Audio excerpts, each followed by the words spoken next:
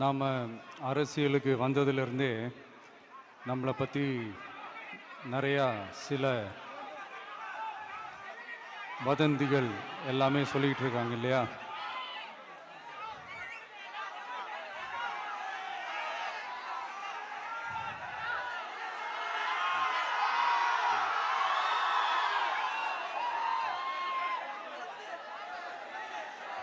ஒரு சின்ன விஷயம் நான் சொல்லிட்டு போயிடுறேன், கொஞ்சம் சைலண்ட்டாக இருங்க ப்ளீஸ். நாம் அரசியலுக்கு வந்ததுலேருந்தே நம்மளை பற்றி நிறைய சில வதந்திகள், அந்த டீம் இந்த டீம் அப்படிலாம் சொல்லிக்கிட்டு இருக்காங்க இல்லையா? ஆனால் இவர் எந்த டீமும் கிடையாது, மக்களுடைய டீம்,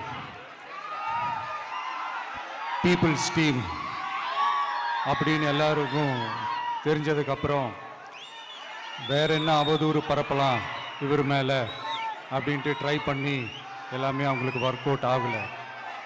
ஸோ கடைசியில் என்ன தான் இந்த விஜயை பண்ணலாம் அப்படின்னு நினைக்கும் போது தான் இந்த கூட்டணி அந்த கூட்டணிலாம் சேர போகிறாரு அப்படின்ட்டு ஒரு பொய்யான ஒரு பிரச்சாரத்தை பண்ணிக்கிட்டு இருந்தாங்க.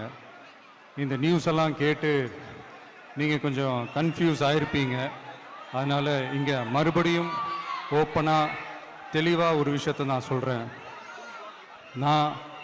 நாங்கள் எப்பவுமே மதச்சார்பற்ற கொள்கைன்றதில், அந்த ஸ்டாண்ட்லேயோ, மதச்சார்பற்ற சமூக நீதின்ற அந்த நிலைப்பாட்டிலையோ எப்பவுமே சமரசம் வச்சுக்கவே மாட்டோம். நம்மளுடைய தலைமையில தான் ஆட்சி அப்படின்றதுல எப்பவுமே உறுதியாக இருக்கிறோம். நம்மளுடைய முதல் மாநாட்டில் கூட நான் சொன்ன மாதிரி அரசியலில் யாருக்காகவும் எதுக்காகவும் எந்த விதமான ஒரு சமரசமும் நம்ம வச்சுக்க போகிறதே எல்லாம் அந்த பேச்சுவார்த்தையே கிடையாது. சரிங்களா? அதனால் யார் என்ன அவதூறு பரப்புனாலும் தயவு செஞ்சு அதை நம்பாதீங்க.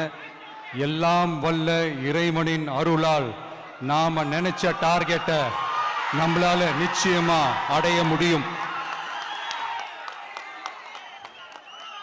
இன்னைக்கு என்னுடைய இஸ்லாமிய சகோதர சகோதரிகளுக்கு என்னுடைய ரமலான் நல்வாழ்த்துக்கள். கான்ஃபிடென்ட்டா இருங்க, நல்லதே நடக்கும், வெற்றி நிச்சயம்.